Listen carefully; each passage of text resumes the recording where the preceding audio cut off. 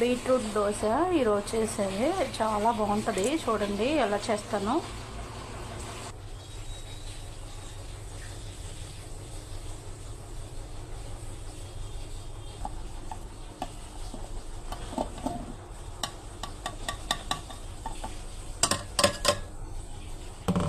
చూడండి ముక్కలు కోసేసి మిక్సీ పట్టేసాను. ఈ మిక్సీ పట్టిన దాన్ని మన దోశ బ్యాటర్లో కలిపేసేద్దాం.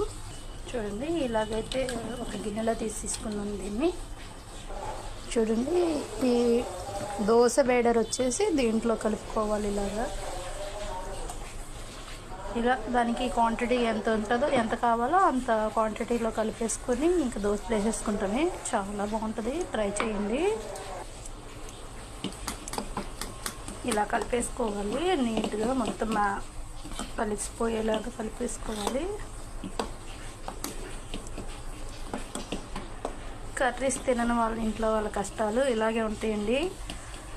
ఎలాగోలా వాళ్ళకి పెట్టాలి. బీట్రూట్, క్యారెట్ ఇవి ఎలాగోలా పెట్టాలి. వాళ్ళకి తినేలాగా మనం ప్రిపేర్ చేయాలి. తప్పదు కదా మన ఆరోగ్యం కోసం. అందుట్లో మా బాబుకి ఏమీ తినడని చెప్పే కదా, తప్పదు మరి. ఇలా ట్రై చేయాలి.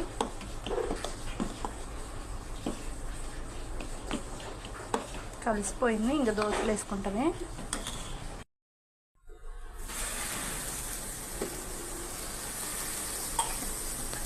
ఎంత కలర్ఫుల్గా ఉందో చూడండి. ఎంత కలర్ఫుల్గా ఉంటుందో అంత ఆరోగ్యం, అంత టేస్టీగా కూడా ఉంటుంది. చూడండి ఇప్పుడు మా బాబుకి పెట్టినాను, దోశలు వేసేసాను. దీంట్లో పల్లీల చట్నీ పెడతా ఉంది. తనే తింటాడు, తనకి ఇష్టం. బీట్రూట్ దోశ అంటే కలర్ఫుల్గా ఉంటుంది కాబట్టి చక్కగా తింటాడు. తనకి చాలా ఇష్టం. బాగుందా? సూపర్ సూపర్ బాగుంది.